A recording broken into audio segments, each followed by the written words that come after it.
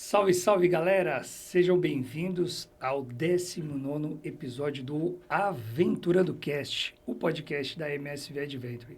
Se você não conhecer esse espaço, aproveite e se inscreva no nosso canal, no @AventurandoCast e também no Spotify. Os nossos episódios são gravados quinzenalmente, então são 2 episódios por mês. Episódios que eu trago aqui amigos para a gente bater papo e falar sobre turismo de aventura, turismo de natureza, sobre experiência, sobre segurança. E hoje eu tenho a honra e o privilégio de trazer mais um amigo aqui, mais um convidado, parceiro, né? Batalhei tanto para trazer ele aqui, enfim, chegou o dia.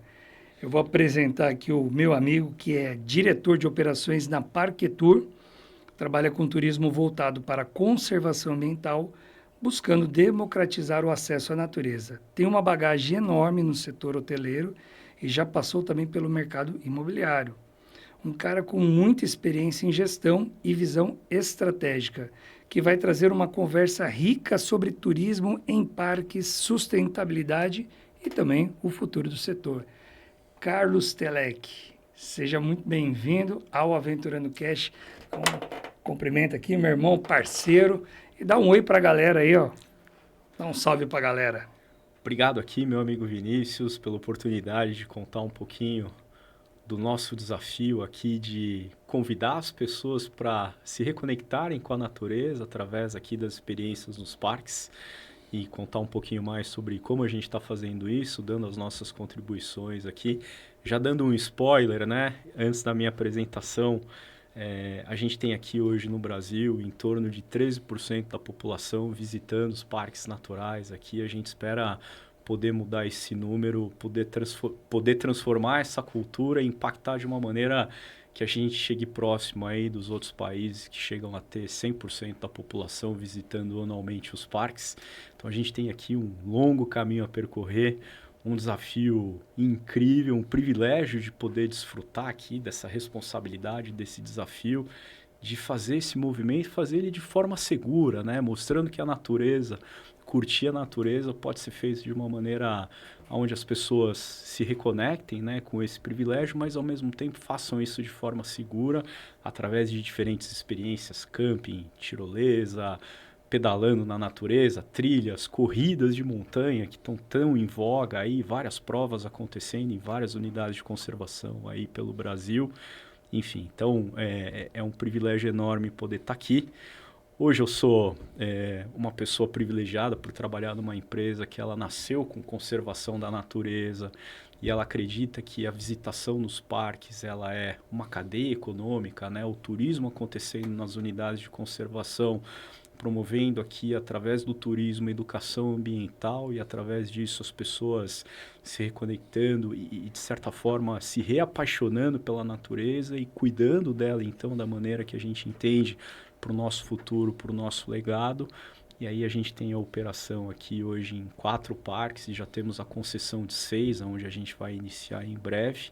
Eu trago um pouco da bagagem do turismo, da hospitalidade, um pouco de marketing, um pouco aqui de visão imobiliária, porque o negócio, operação em parques é importante que ele seja sustentável e ele seja economicamente viável pelas razões certas, sempre a natureza como protagonista, colocando tudo isso aqui numa cesta e depois passando no liquidificador e gerando um caldo, representando aqui todos os desafios que a gente tem para a construção aqui desse cenário.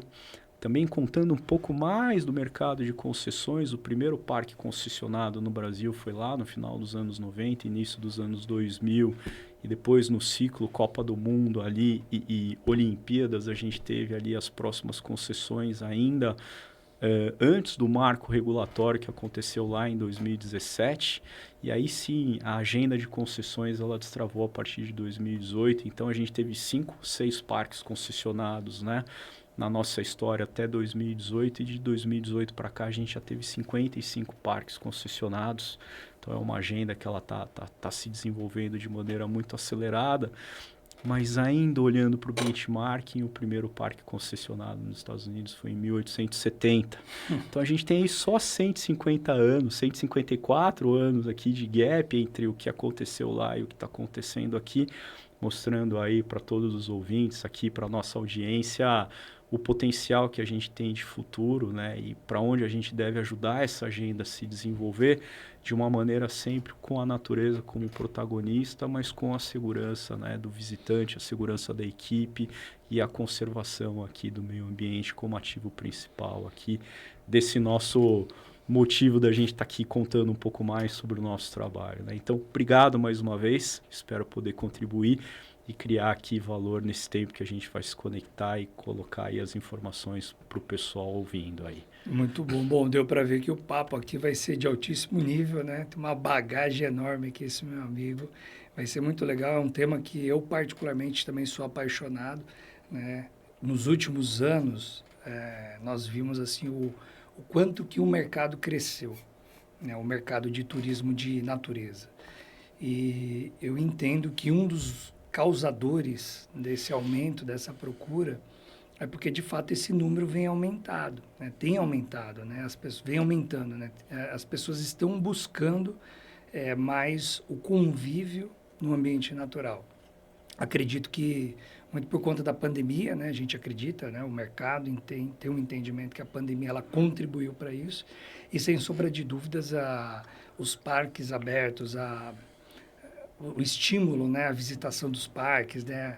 Um dia no parque, né? Então, assim, hoje a gente tem realmente motivos, né? E atrativos e equipamentos e, né? Opções de parques naturais para visitação. Com isso, a gente acaba desenvolvendo essas atividades também em outros ambientes, né? Quando você começou, então, nesse mercado profissional, perdão, antes de você começar nesse mercado de parques, né, de concessão, você veio da hotelaria, certo? Tem um link aí, você trouxe bastante bagagem da hotelaria, que é uma prestação de serviço, né?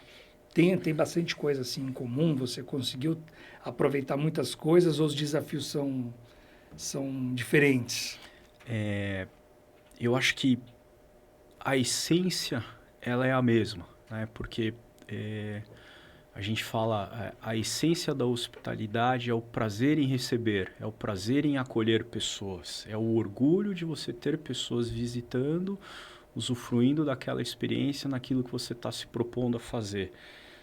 E acolher pessoas nos parques não é diferente disso. Então, você tem que estar preparado, você tem que estar qualificado, você tem que oferecer um ambiente seguro, você tem que oferecer uma jornada de maneira que a pessoa, desde o primeiro momento, desde o momento que ela começou a pensar em adquirir o ingresso, ela receba informações claras, concisas, objetivas, ela entenda qual experiência ela vai usufruir no momento que ela chegou ao parque, ela seja bem acolhida, bem orientada, tenha marcos de sinalização e orientação, e a equipe sempre leve e orgulhosa, feliz em receber as pessoas e orientar, você cria então uma experiência incrível para quem está usufruindo daquilo. Então, a essência da hospitalidade, e eu carrego muito isso comigo ao longo da minha carreira, né?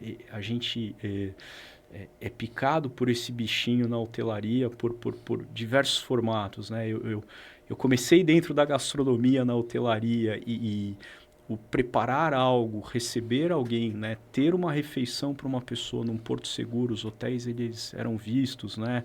Antigamente como portos seguros ao longo das viagens, da jornada das pessoas, que antigamente não se fazia de avião, era tudo muito mais complexo, mais demorado, enfim. Então, a refeição ela tinha um papel muito importante e quem prepara está normalmente executando um gesto de amor e de acolhimento por quem está chegando ali, precisando daquela refeição, como o próprio nome diz restaurante, né? Você está restaurando as energias, está restaurando o bem-estar daquela pessoa para ela continuar aquela jornada. Então, a essência da hospitalidade, né? Dentro da gastronomia, dentro da hotelaria, fazendo isso dentro da natureza, no final do dia vai fazer a diferença entre uma experiência incrível ou não. E a gente tem dentro da Parquetur um olhar que a gente gosta bastante, assim, que a gente diz assim: se a gente fizer o nosso papel bem feito e não atrapalhar a experiência, não atrapalhar a jornada de um visitante num parque, a natureza vai fazer a sua mágica, né? Então, quando a gente faz o nosso papel, acolhe bem, orienta bem, tem uma jornada organizada, leve, simples, fluida, e segura, a gente consegue encantar os nossos visitantes. E a gente tem hoje indicadores assim bastante positivos, um NPS médio nos nossos parques acima de 90%, exatamente porque a gente consegue garantir que essa jornada seja rápida, fluida, simples, e aí com a mágica da natureza a experiência fica incrível e inesquecível. Que legal, que legal. E aí você sai desse mercado, né, de meios de hospedagem e tudo mais, de hotelaria, e aí você chega na Parquetour, né? O que você encontra, assim, qual que é a essência da Parquetour? O que te picou? Porque por mais que sejam mercados correlatos, são ambientes muito distintos, né? Hoje a gente conversa bastante, quando eu te mando mensagem, a gente se liga e fala, e aí, você está por onde? Está na Chapada? Você está aqui na Serra do Mar? Né? Ou você está num outro cerrado, né? Daqui a pouco a gente vai falar dos parques. Qual que é a essência da parque? Eu sou assim, bom, quem me conhece sabe, eu sou um fã de carteirinha da Parquetour, né? Obrigado. Eu sou um puxa-saco da Parquetour, né? Mas não é porque eu conheço aqui o Carlos, né? Que a gente tem uma amizade já de alguns anos, né? E conheço também os responsáveis pela Parquetour, mas eu vejo muito de uma essência, né? Conta um pouco sobre essa essência, o que te picou aí, como é que foi? A gente tem alguns pilares na nossa cultura que eles não foram falados, né? Eles foram sentidos e se materializaram ao longo do tempo, e depois a gente teve a habilidade de colocá-los como pilares da nossa cultura, mas na largada, a gente sempre teve a natureza como protagonista e sempre teve a conservação do meio ambiente como ativo principal, né? Então, em todas as nossas tratativas, em todas as nossas ações, em todos os nossos pensamentos, sempre a natureza ela foi o principal ativo e o principal protagonista, e a gente precisava dar o devido destaque com o respeito necessário para que aquilo ficasse como a principal experiência de quem vem se conectar com os parques. Então, quando a gente pensou, né, como que seria a nossa tirolesa, como que seria o clube de triatlon, como que seria o restaurante, como que seria o monumento com uma cafeteria dentro do monumento e qual experiência as pessoas teriam ali. E sempre o pensamento foi, puxa vida, a gente só existe aqui porque existe o parque, existe a unidade de conservação e o protagonismo todo é em torno do parque, é em torno da unidade de conservação. E a gente precisa mostrar para as pessoas o quão rica, o quão linda a natureza é. Então, uma vez que isso se materializou como pilar principal, o segundo pilar principal foi a ética, foi a construção de negócios de maneira clara, de maneira objetiva, respeito aos contratos, respeito às regras de concessão, respeito aos parceiros, respeito aos colaboradores, respeito à comunidade do entorno do parque. Então, um dos nossos pilares é assegurar de que a gente não é um colonizador das áreas que a gente vai operar, né, as nossas concessões, e sim um fomentador e um desenvolvedor socioeconômico do entorno dos parques. E existe um desafio para a gente qualificar a mão de obra, né, identificar quem são os talentos, em como capacitar, em como investir, e a interlocução com os stakeholders, né, porque os parques eles são motivo de orgulho e de interesse de todas as comunidades do entorno do parque. E as concessões, de uma maneira geral, muitas pessoas perguntam isso para a gente, de certa forma, recebe ali um olhar de que nós somos o guardião do parque. Na verdade, nós não somos os guardiões dos parques, né? A gente tem a unidade de conservação como protagonista principal, os órgãos, as autarquias responsáveis pela gestão das unidades de conservação, sejam as autarquias federais, estaduais ou municipais, e nós somos um vetor de acontecimento. Nós somos aquela empresa que adquiriu o direito através do leilão de concessão para fazer o serviço de apoio ao uso público durante o contrato de concessão, com a cadeia econômica acontecendo, pagando as outorgas, né, remunerando o Estado, né, em suas esferas pelo ativo que a gente está lá fazendo essa gestão do uso público e gerando essa cadeia econômica, provendo e dando oportunidade para os administradores das unidades de conservação continuarem o bom trabalho que eles fizeram ao longo dos anos, porque a concessão ela nada mais é do que uma oportunidade para que empresas especializadas em determinados serviços executem aquela atividade para apoiar o governo, para apoiar o fomento e o desenvolvimento da unidade de conservação como modelo de negócio. Então, é uma dúvida que acontece muito, né? E As pessoas confundem concessão o que é privatização e o que é concessão. Isso. Nós não adquirimos os parques, né? Nós temos direito de realizar o serviço de uso público durante um determinado período de tempo e ao término da concessão o contrato é encerrado, ele tem em alguns casos gatilhos de possíveis prorrogações, em outros eles encerram dentro daquele determinado prazo e a empresa pode participar novamente do leilão, né? Haja visto aqui o exemplo lá de Foz do Iguaçu, né? O grupo Cataratas montou um consórcio lá com a Urbia e adquiriram, né? Venceram um novo leilão lá em Foz do Iguaçu. Então, os ciclos eles vão acontecendo. E eu trago de novo, né, o olhar do mercado americano. Quantos ciclos de concessão desde 1870 aconteceram nos parques, né, até que essa mecânica, essa dinâmica toda atingisse essa estabilidade. E o outro pilar da Parquetur, né, que eu acho que é importante, e voltando aqui na pergunta, é aonde que esse encantamento e aonde que essa visão toda se materializa é o pilar da visão de futuro. Nada do que a gente faz, a gente coloca um olhar de curto prazo, e sim sobre um legado e uma responsabilidade que a gente tem do futuro. Então, entendendo quem somos, quem é o ativo e a responsabilidade principal, protagonista da natureza, o órgão gestor, qual é o nosso papel? Nosso papel é um fomentador e um gerador de um futuro melhor. O nosso propósito é que as unidades de conservação elas continuem sendo essas joias de que nós temos hoje no Brasil, que tem a natureza como um grande ativo, que a cadeia econômica dentro dessas joias ela aconteça de forma sustentável, estruturada, gerando os benefícios, né, socioeconômicos de sustentabilidade em diversas frentes no entorno dos parques e que a gente crie um legado para o futuro para que essa agenda continue crescendo e esse modelo de negócio se torne cada vez mais sustentável e valioso para o futuro. Muito bom. Então, concessão é diferente concessão é diferente de privatização, ficou muito claro, né, para gente. E tem uma dentro do DNA da Parquetur, vocês participam só de unidade de conservação, de editais de unidade de conservação. Outras concessões de área, por exemplo, parque urbano, isso não está no leque de oportunidades da Parquetur, certo?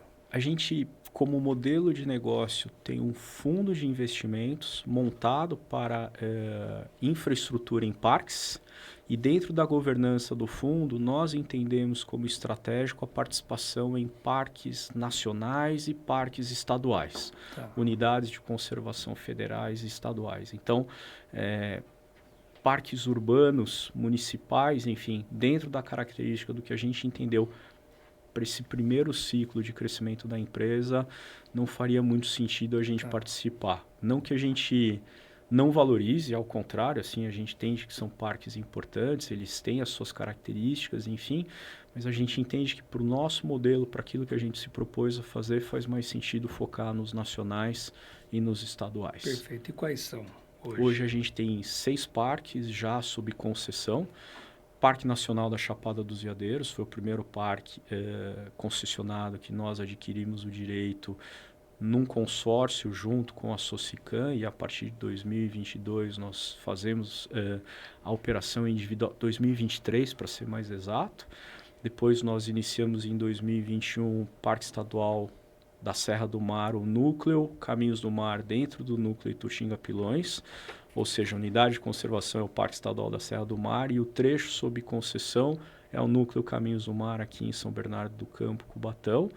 Depois disso, nós adquirimos uma concessão do Parque Nacional do Itatiaia de uma outra empresa que havia vencido o leilão e nós entendemos que fazia sentido dar continuidade naquela operação.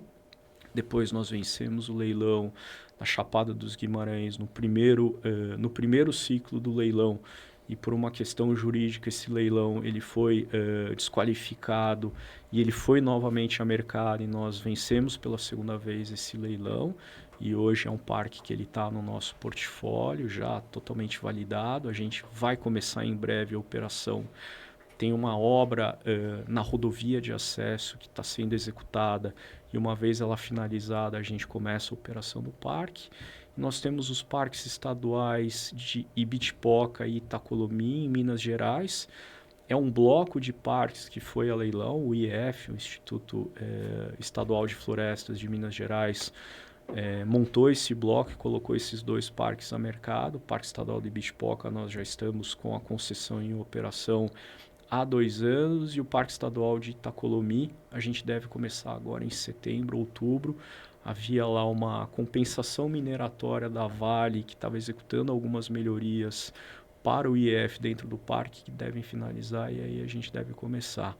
Dentro desses 4 parques que já estão em operação, a gente tem em torno de 500 mil visitantes anualmente nesses 4 parques. Desses 500 mil, em torno de 420 mil visitantes pagantes e 80 mil visitantes gratuitos. Esses números crescem da ordem de 2 dígitos anualmente, em torno de 14% em cada um dos parques. A gente tem cuidado disso e tem fomentado cada vez mais esse crescimento, principalmente através de ações lá de organização, né, do atendimento e facilitando lá a experiência do usuário para aquisição do ingresso. Alguns parques a gente tem uma certa sazonalidade, porque são parques de destino e outros são parques de cotidiano.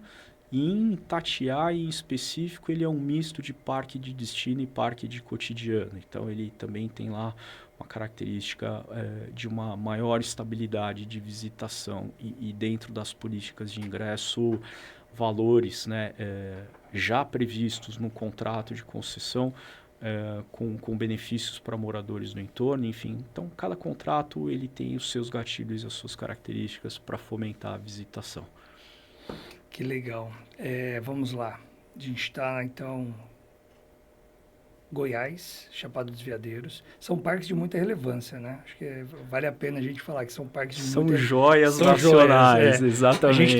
Então, a gente está falando do primeiro parque nacional, né? Então, Rio de Janeiro, certo? Pega ali. Rio de Janeiro e Minas, né? Pega São Paulo? Não, né? Não, ele não tem... Que é depois de Resende ali, né? Exatamente. São Paulo, Rio de Janeiro e Minas. Rio e Minas. Chapada dos Veadeiros, Goiás. Guimarães, Mato Grosso, né?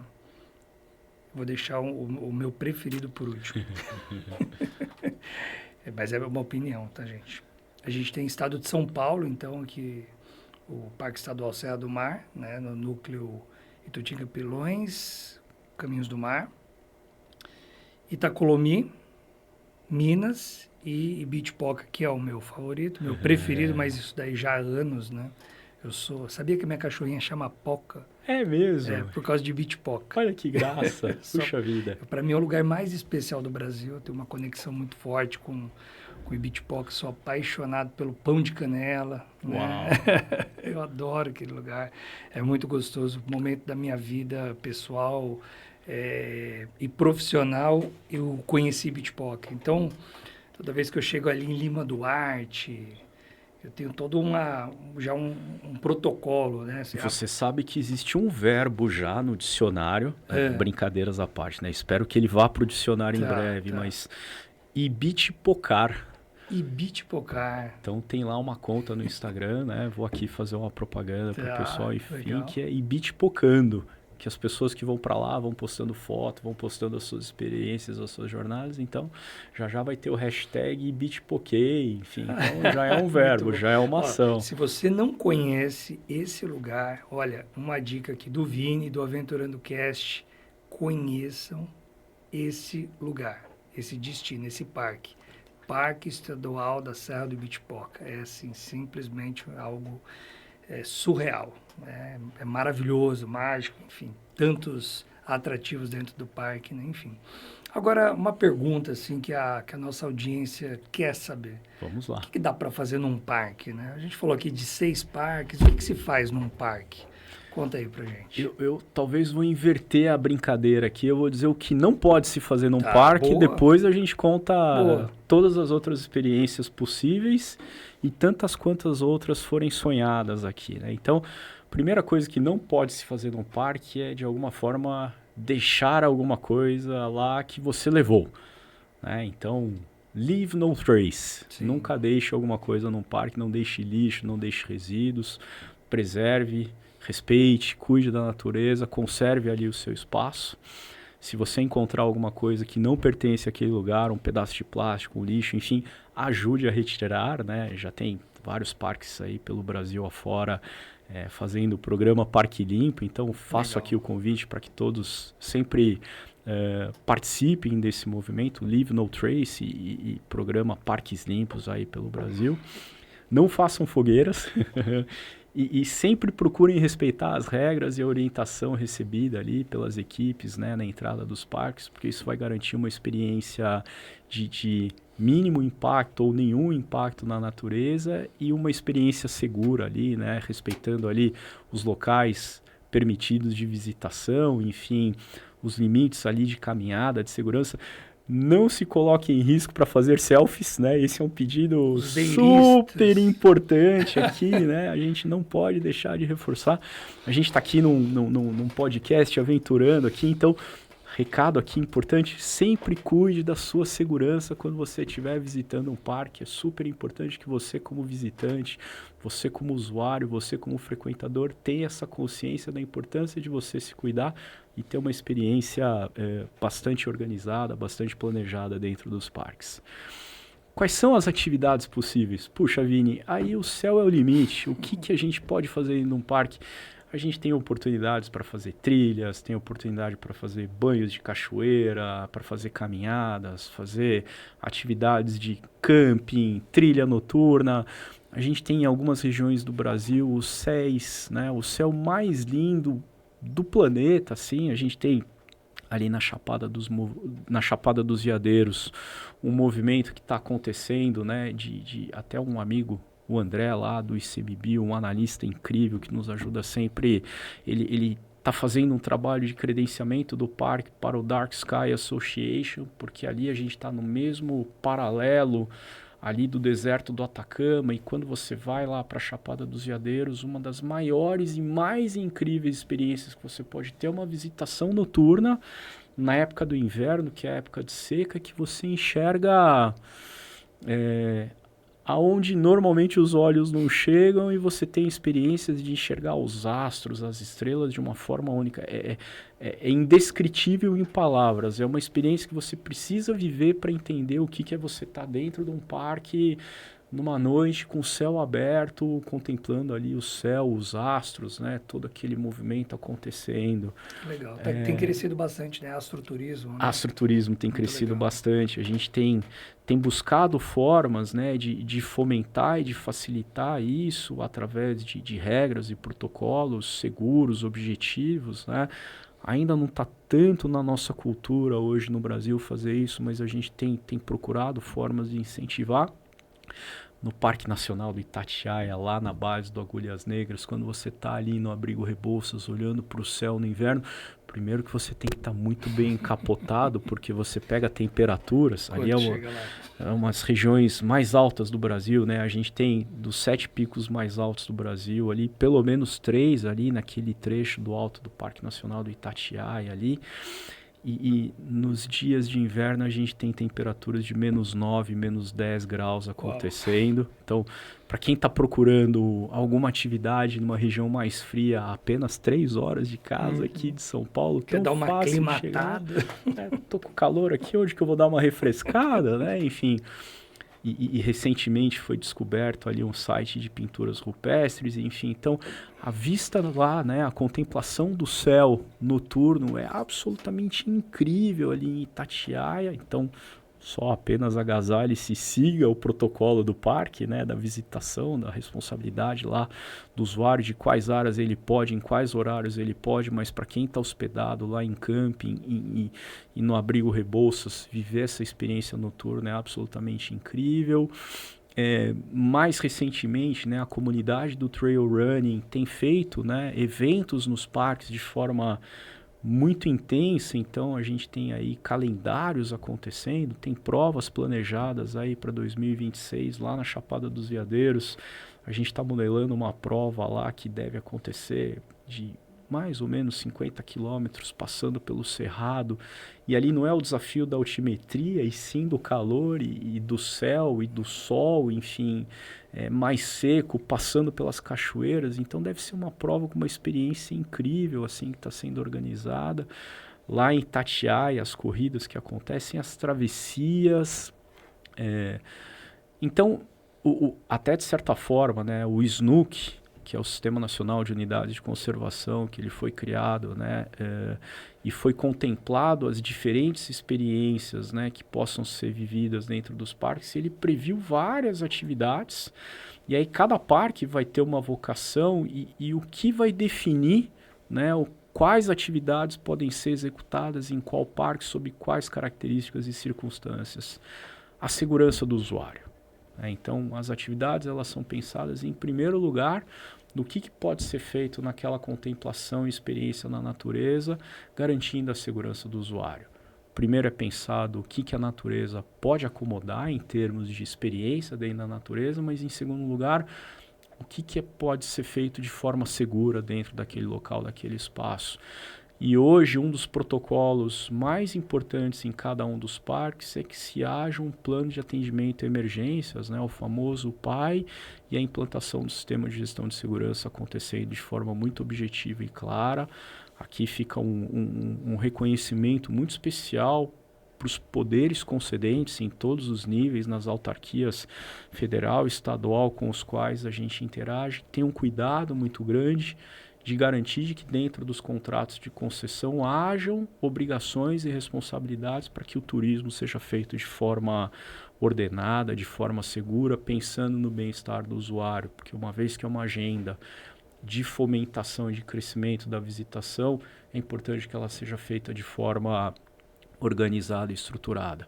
Recentemente, né, a gente viu casos aqui e é uma pena, né? Eu sinto muito por todas as famílias que viveram aí momentos, né, desafiadores recentemente, mas é importante passar a mensagem aqui para todos que todos os órgãos, todos os entes envolvidos na visitação em unidades de conservação estão mobilizados e engajados em criar protocolos sérios, estruturados, seguros, auditados, acompanhados de maneira sistemática para que a visitação seja segura. Nós, como organização, né, e ainda nesse ponto que eu acho que é super importante, nós temos o registro de acidentes e incidentes e ocorrências em todos os parques atualizados diariamente. A gente tem o mapa de calor, aonde os visitantes frequentam, quais atividades eles realizam, quais são as ocorrências que acontecem, desde uma pessoa que ficou cansada porque levou talvez um pouco menos de alimento, um pouco menos de quantidade lá de água para se hidratar, até pessoas que de fato pisaram ali numa pedra e tiveram uma torção, não usaram um calçado adequado, enfim, porque para a gente o protocolo, a estatística, o conhecimento, a informação é muito importante para que a gente possa a cada vez mais fomentar um protocolo, uma orientação, uma visitação segura, para dar acesso para todos os públicos, para que eles frequentem e se divirtam. E a acessibilidade também ela tem sido muito falada, tem sido colocada em voga em todos os contratos, então de certa forma óbvio que você não consiga fazer com que a natureza seja acessível em todos os seus locais, né? Então a hierarquia é que a natureza é a protagonista, mas nos locais que a acessibilidade é possível, tem se feito um trabalho para transformar esses espaços o mais acolhedores para todos os públicos possível. Então, em Itatiaia lá, mérito de toda a equipe do parque, né, a equipe de gestão lá do ICMBio que vem fazendo um trabalho para incentivar, para fomentar, para qualificar as áreas o máximo possível para acolhimento lá de diversos públicos, né, por diversos tipos de demandas por acessibilidade, eles vêm se organizando para isso.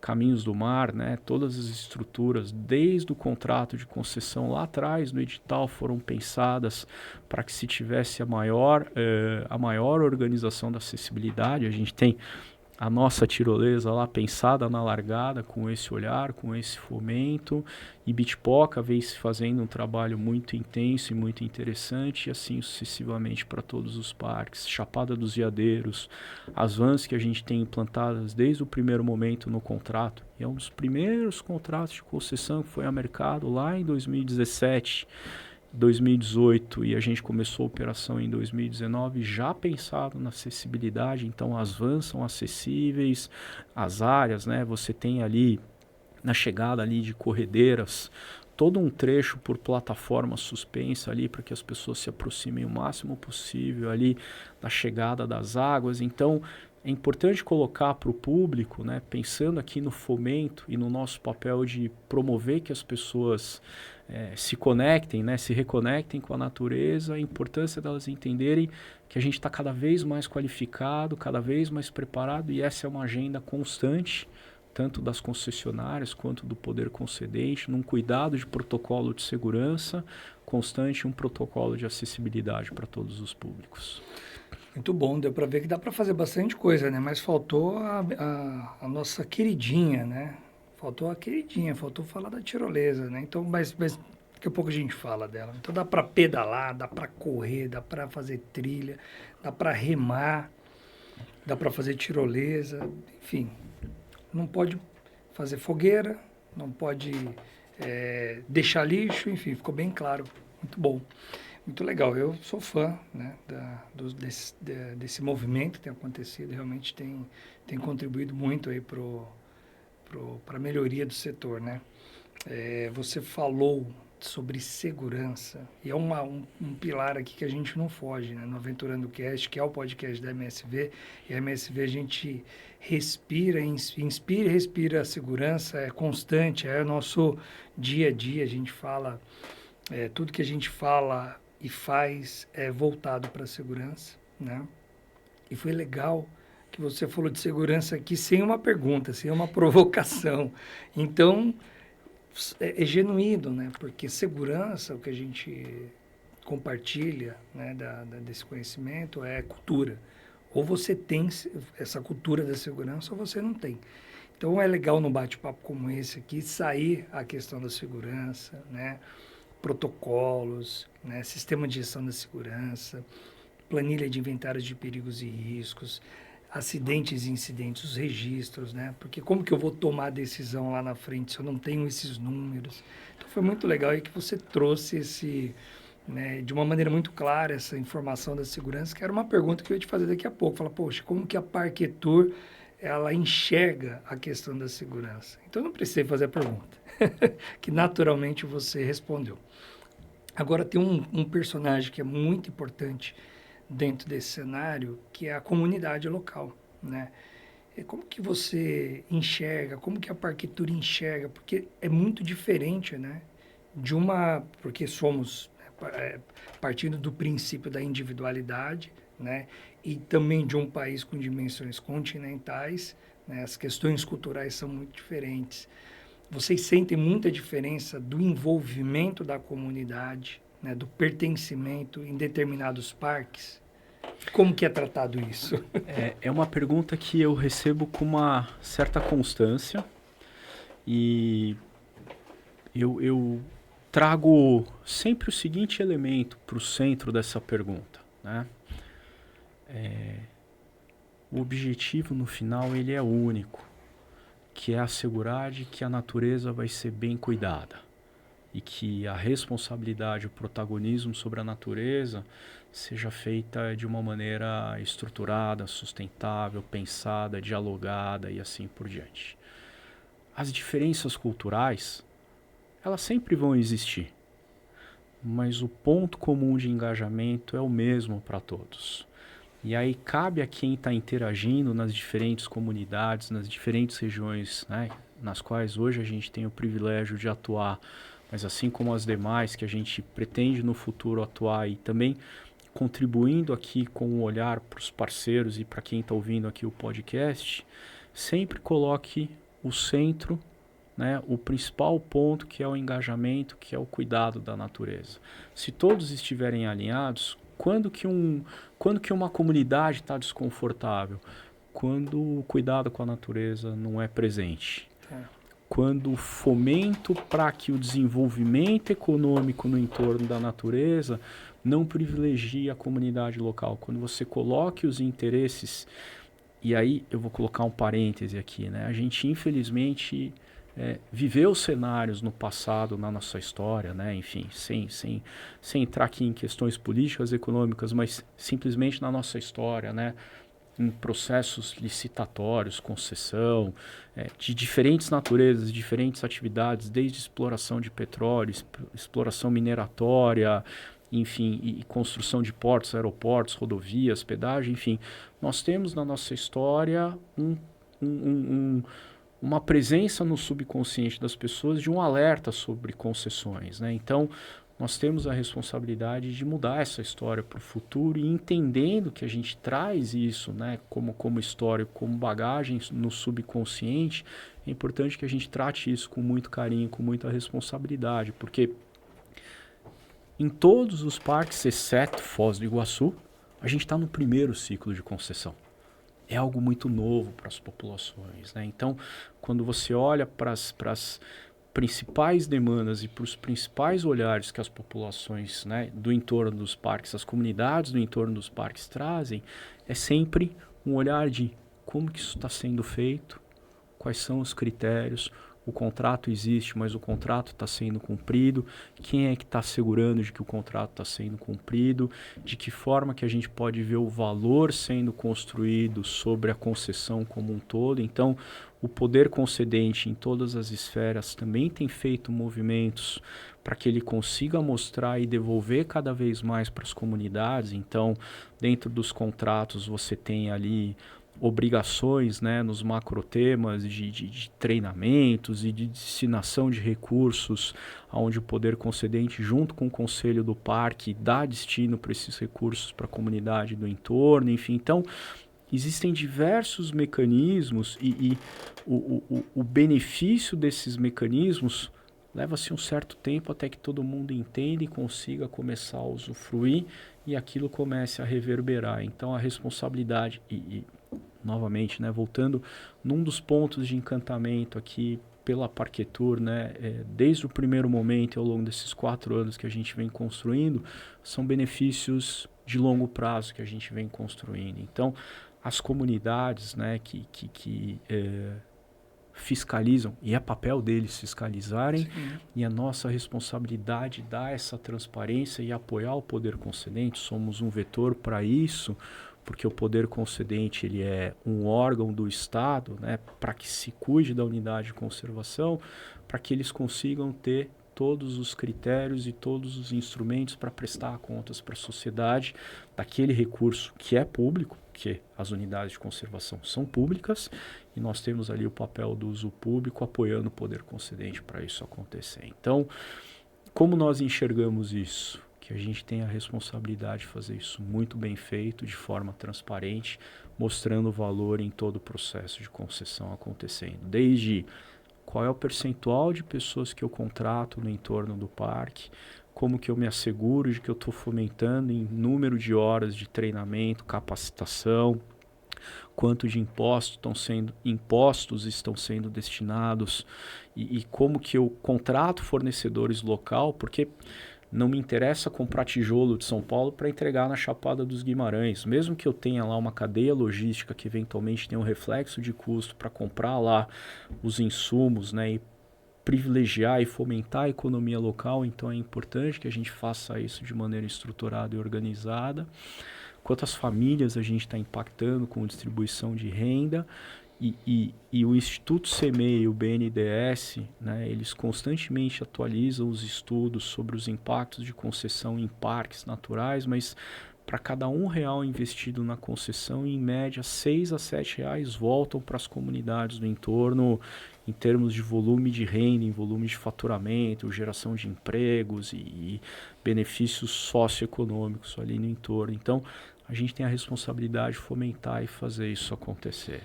Poderia dizer que, assim, a comunidade, ela precisa sentir isso.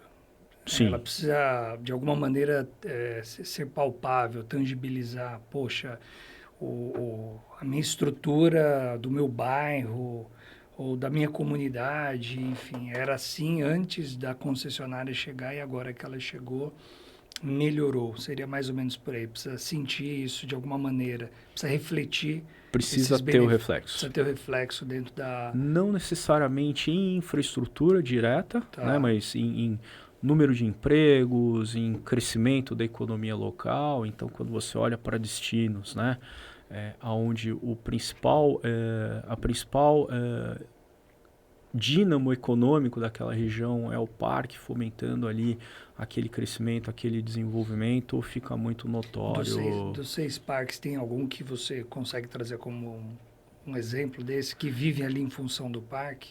Eu diria que não há um que não seja.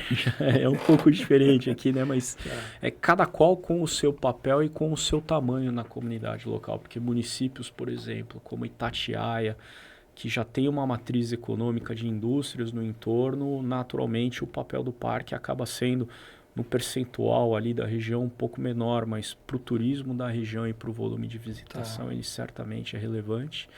E Bitpoca é uma região praticamente todinha, né, fomentada pelo turismo e pelo ecoturismo. Então, toda a gastronomia, toda a hospedagem, né, todos os atrativos, todo o desenvolvimento ali se dá através do turismo. E aí essa vila, ela está dentro do município de Lima Duarte. Então, você teria que sacar, né, a vila e fazer a análise da vila em separado do município. Sim. Então, certamente esses dados devem estar lá disponíveis.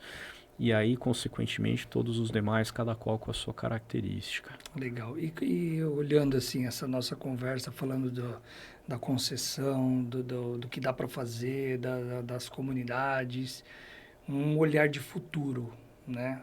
O que as concessionárias enxergam de futuro? Né? O que a gente pode enxergar daqui para frente? A gente entende que não existe hoje um limite para esse crescimento. E aonde a gente coloca esse olhar, né? A gente sabe que o ecoturismo, ele é uma onda do turismo que ele está se despertando agora.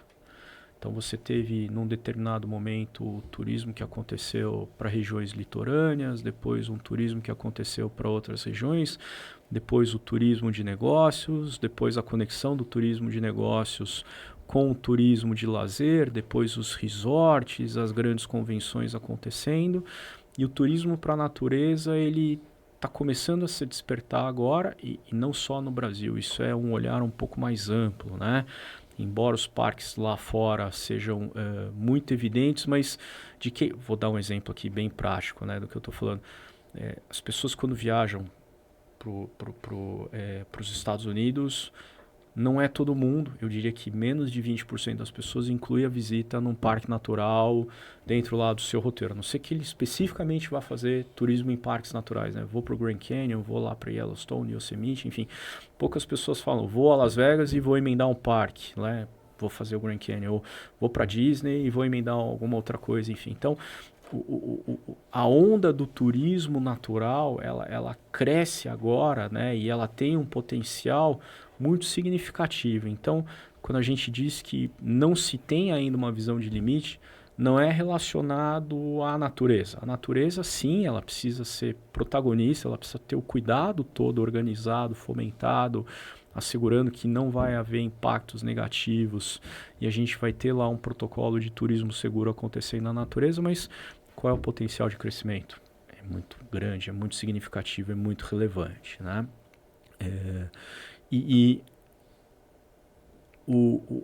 A matriz de recursos naturais, especificamente que a gente tem no Brasil com potencial de visitação na natureza, também é uma matriz muito relevante. Eu arrisco dizer que a gente é o país hoje que tem maior quantidade de ativos naturais para fomentar o turismo. Então, à medida que a gente conseguir evoluir em protocolos, em políticas, em leis, né, que fomentem o turismo e que assegurem que os impactos vão ser medidos, vão ser mitigados, vão ser estruturados, a gente tem um grande potencial aqui para continuar evoluindo ao longo do tempo. Então, o nosso olhar é que o mercado de concessões em parques, né, especificamente falando sobre o segmento de concessão em parques, ele é um mercado que tem um potencial de crescimento muito significativo aí por pelo menos mais 50, 60, 70 anos aí pela frente no Brasil.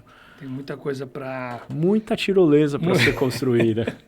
Um oceano azul, né? Coisa boa. Total. Isso é muito bom. Eu diria que um oceano verde, né? Também. Boa. Um oceano verde, gostei.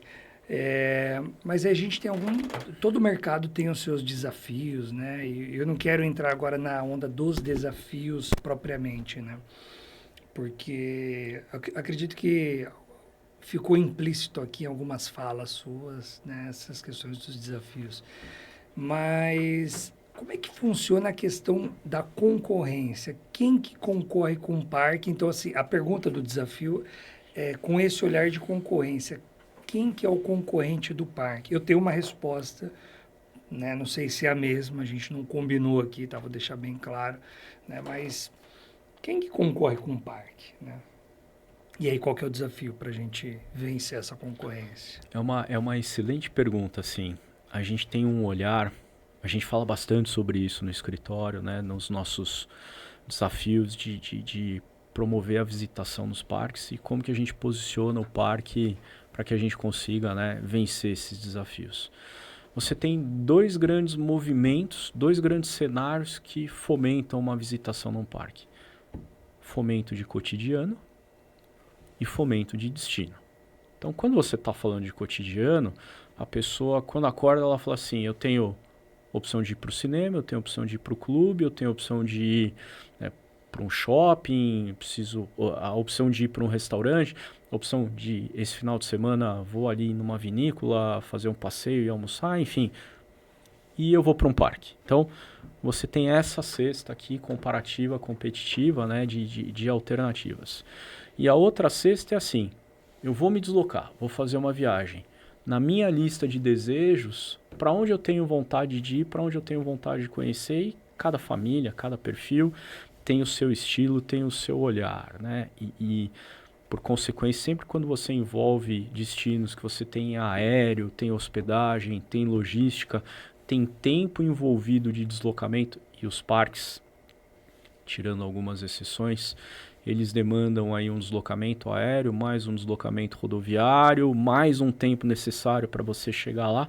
Vou usar o exemplo aqui, respeitando os amigos de Bonito, mas é um desafio você chegar em Bonito. Se você pensar que você pega um voo para Campo Grande, tem mais lá 2 horas e meia de carro, pelo menos, às vezes 3 para chegar lá. Ou chegar no Jalapão, né? Ou chegar no Jalapão e assim sucessivamente. Então, com quem você compare? Você vai fazer uma matriz de custos e vai colocar lá, por esse montante aqui, para onde são os locais que eu posso fazer essa viagem, tá? Então, você está concorrendo com destinos de praias, viagens, né, família, enfim, para todos esses destinos que aparecem nesse ranking. Então, quando a gente olha para os concorrentes, você tem os concorrentes de cotidiano e os concorrentes de viagem aqui, e aí vai muito da cultura e do perfil de cada família, do que cada um se promove a fazer para aquela atividade. Tem algum desafio de trabalhar essa questão da mudança da cultura, de fomentar, por exemplo, a pessoa que você colocou aí nessa cesta de concorrentes, você colocou aí o shopping, a gente poderia falar aqui o sofá, o Netflix e tal.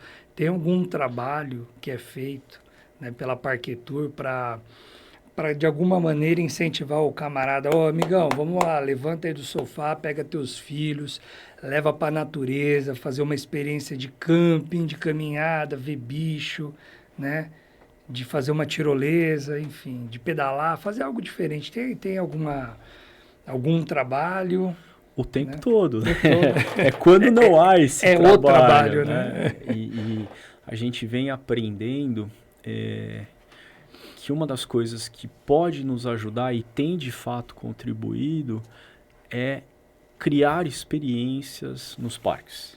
Tá, você legal. vender o parque só como um parque, você vai entrar numa prateleira, ó, eu vou aqui para um parque aquático, um parque temático, um parque na natureza, e aí a pessoa começa a fazer esse comparativo e isso é desafiador porque, como a gente tem ainda um volume de pessoas, como eu disse, né, na casa ali dos 12, 13% da Muito população baixo, visitando parques, ela não consegue associar estar num parque a uma atividade e normalmente um parque no consciente das pessoas é o parque urbano ali, Sim. que ele vai fazer uma caminhada, enfim, então, Ou um parque temático, né? ou um parque temático. E aí a gente tem que mostrar essa experiência, olha, uma imersão em trilha, um banho de cachoeira, um camping, uma tirolesa, uma atividade de pedalada, uma atividade de caminhada, uma atividade contemplativa de monumentos históricos.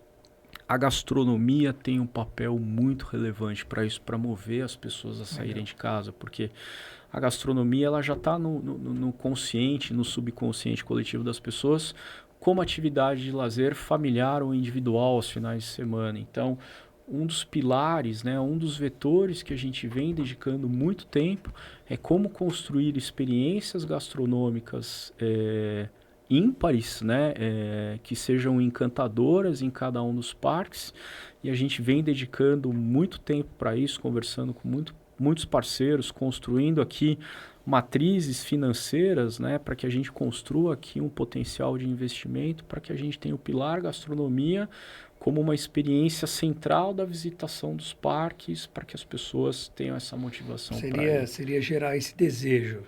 Exatamente Você isso. mostra ali, num flash ali rápido, né, numa rede social, enfim, um recorte daquela experiência, você gera esse desejo, seja de uma experiência gastronômica, ou uma vista de tirar o fôlego, ou um banho de cachoeira, enfim, você olha e fala assim, poxa, queria estar lá. Aspiracional.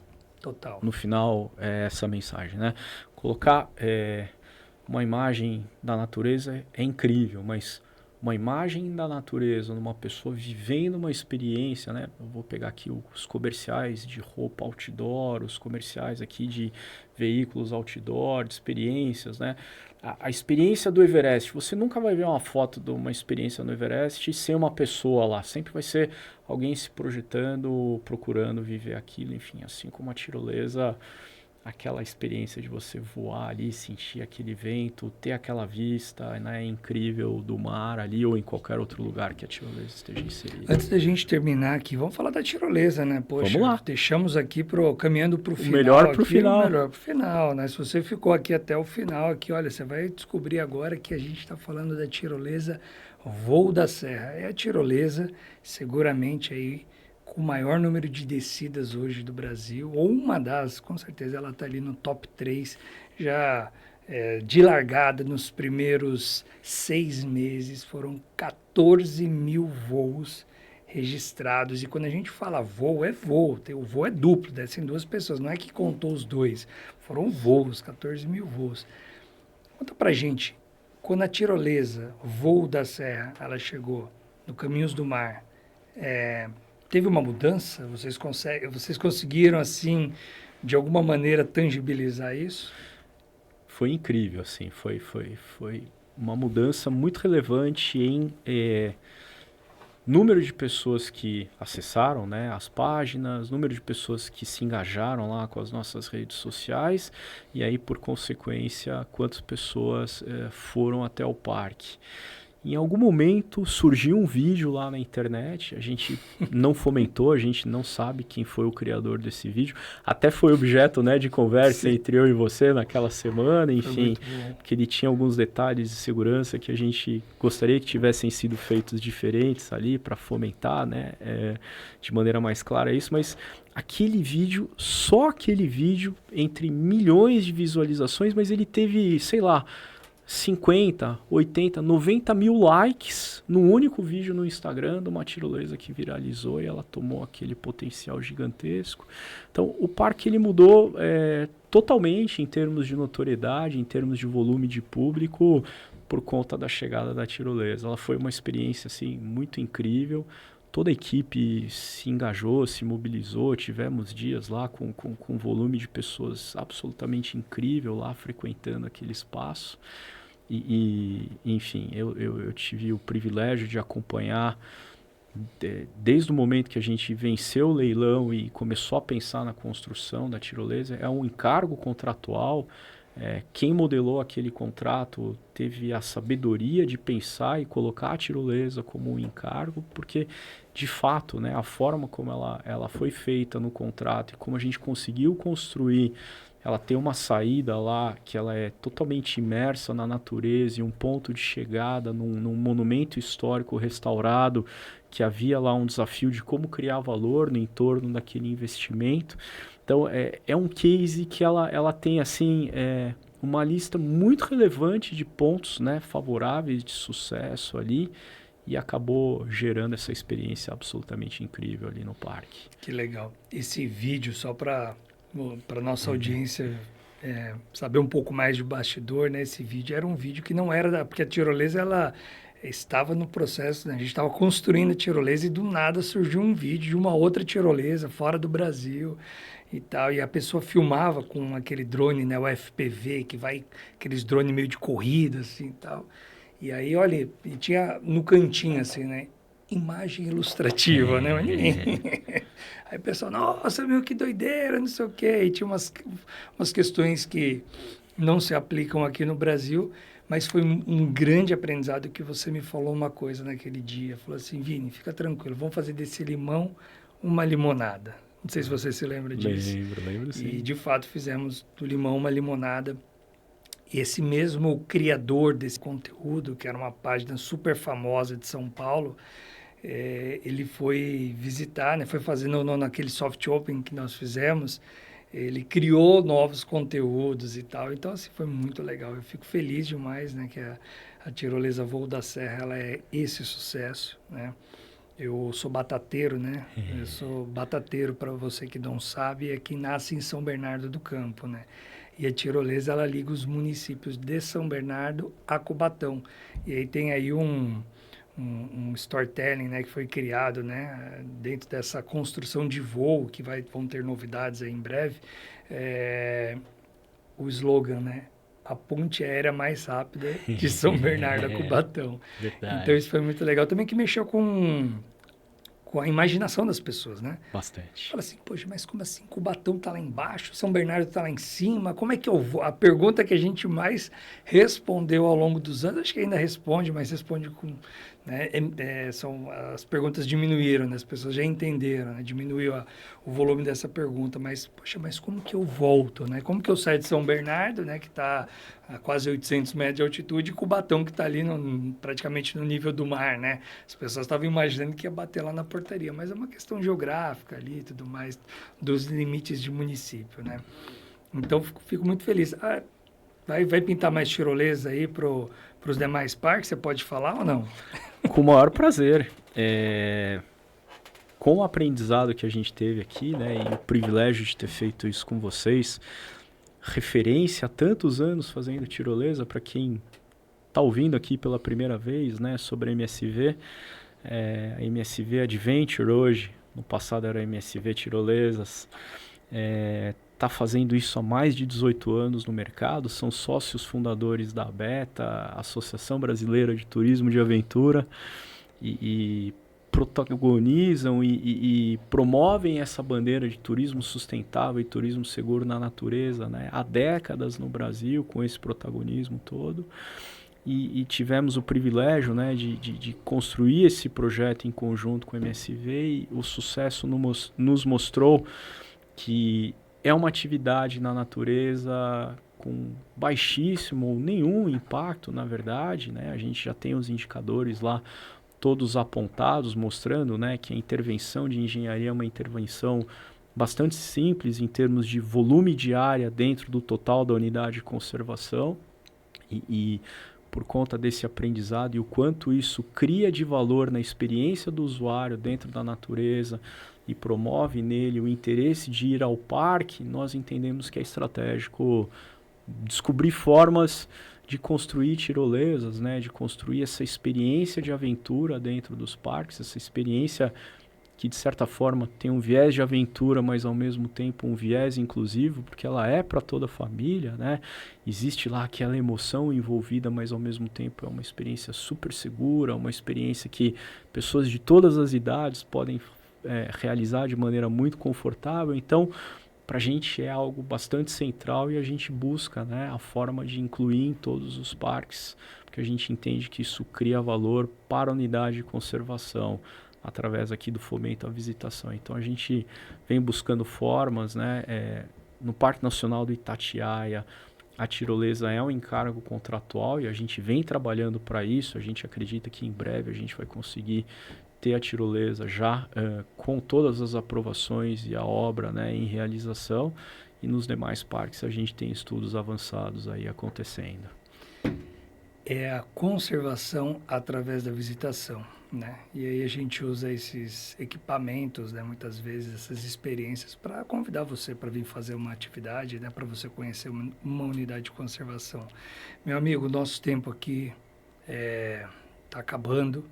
Eu queria agradecer, né, o teu tempo, a tua disponibilidade, vim aqui bater um papo com os nossos aventurandos. Foi um papo aqui muito agradável, muito gostoso, né, com muita informação. Então, eu queria, de verdade, agradecer a tua disponibilidade e compartilhar com a gente essas informações que são preciosas, né?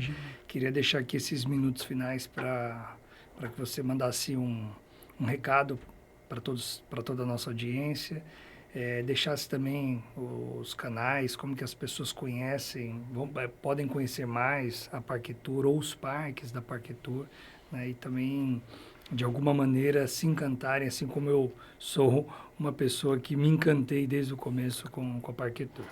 Em primeiro lugar, agradecer pela oportunidade. Eu acho que o trabalho que está sendo feito aqui nesse podcast, né, e por toda essa agenda que você vem construindo e vem fomentando há tanto tempo, você, seu time, né, a empresa que vocês hoje atingiram a maioridade recentemente, né? E é sempre um privilégio, né, fazer parte de alguma forma dessa história e ter as nossas histórias conectadas e ter aqui a oportunidade de contar um pouquinho do que a gente está fazendo, dos nossos sonhos, dos nossos desafios, é um privilégio. E em segundo lugar, fazer um convite para todo mundo que está tendo a oportunidade aqui, né, de ouvir, de assistir aqui a esse podcast. Venha para a natureza. A natureza, ela vai te promover experiências transformadoras. Você vai se reconectar aqui com energias, com emoções, com uma oportunidade que realmente ela transforma a nossa forma de pensar, a nossa forma de agir, a nossa forma de interagir com o planeta aqui, que tem esses recursos todos escassos, limitados, e que a gente precisa cada vez mais aprender a cuidar e a conservar. E cabe a nós fazer isso, né, como população, e cabe a mim, a nós aqui, time que está aqui, né, promovendo a visitação na natureza, convidar você e de alguma forma sensibilizar e, se possível, transformar a sua forma de pensar e de interagir com a natureza daqui para o futuro. A gente vai deixar aqui no link os canais aqui, né, os arrobas aqui das nossas contas, da Parquetour e dos parques que estão aqui em operação sob concessão para que você possa conhecer e não perca essa oportunidade. Você vai se tornar uma pessoa diferente, mais feliz e mais engajada com a natureza depois disso. Muito obrigado. Muito bom, é isso daí. Fica também o meu convite, conheça pelo menos um parque, visite pelo menos um parque, e aí você vai ter essa experiência que realmente é transformadora. Amigos, muito obrigado pelo tempo de vocês. Se vocês curtiram esse conteúdo, aproveitem, compartilhem com seus amigos, com a sua comunidade, nos grupos, né, de trabalho, enfim. Se vocês não conheciam ainda o Aventurando Cast, se inscrevam no nosso canal, no Instagram, também no Spotify, né? Curtam e compartilhem. Muito obrigado mais uma vez, meu irmão. Tamo junto e até a próxima. Valeu, aventurandos. Um abraço. Valeu, Vivam a pessoal. vida ao ar livre com segurança. Valeu.